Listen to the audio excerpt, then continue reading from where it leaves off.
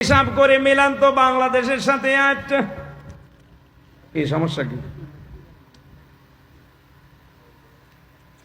কি প্রশাসনিক কি কারণ? এর চাইতে আবার কি কবরের নিচের ওয়াজ করব? স্ত্রীর গুণাগুণ বললেও যদি আপনার সমস্যা হয়, এ মাহফিল দিয়েছেন কেন? আগামীতে মমতাজ গান দেবেন,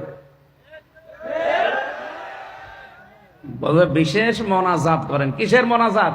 এখন তো মোনাজাত করলে বদদুয়া করব।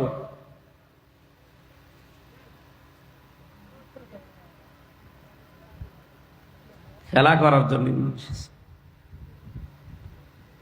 সম্মানিত ভাইরা, আমরা যে 8টা গুণ বলার জন্য বসেছিলাম, আমি তাফসীর আকারে এই কথা বলছিলাম ইবনে কাসির থেকে, নাকি বানিয়ে বানিয়ে বলছি?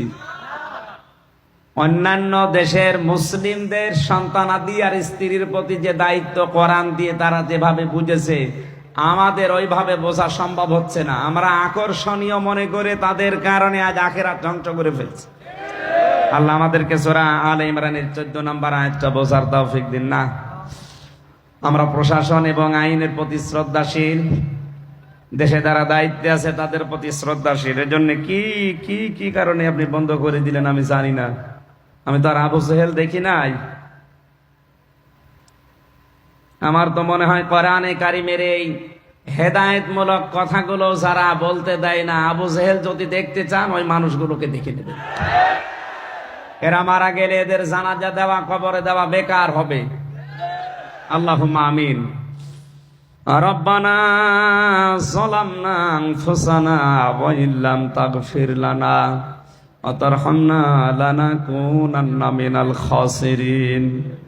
রব্বুল আলামিন, বড় আশা নিয়ে কোরআনে কারীম প্রচার করার জন্য সেই কুষ্টিয়া থেকে চট্টগ্রাম পর্যন্ত এসেছিলাম। তাফসীর আকারে তাফসীরুল কোরআন মাহফিলে কথা বলার চেষ্টা চালাচ্ছিলাম। যতটুকুই বলেছি আমাদেরকে তুমি মেনে চলার তৌফিক দাও। এ মাহফিলের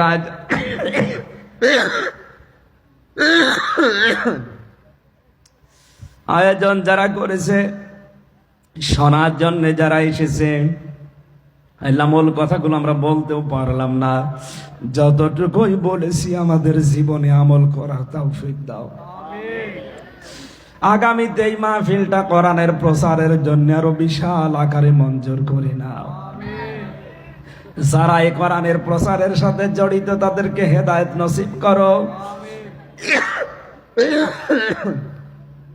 যারা না বুঝে বন্ধ করে দিল তাদেরকে হেদায়েত নসিব করো। এলাকায় মাটির নিচে যত মানুষ কবরে আছে এদেরকে মাফ করে দাও। যখনই মরণ আসবে একবার হলেও যেন পড়তে পারি লা ইলাহা ইল্লাল্লাহু মুহাম্মাদুর রাসূলুল্লাহ।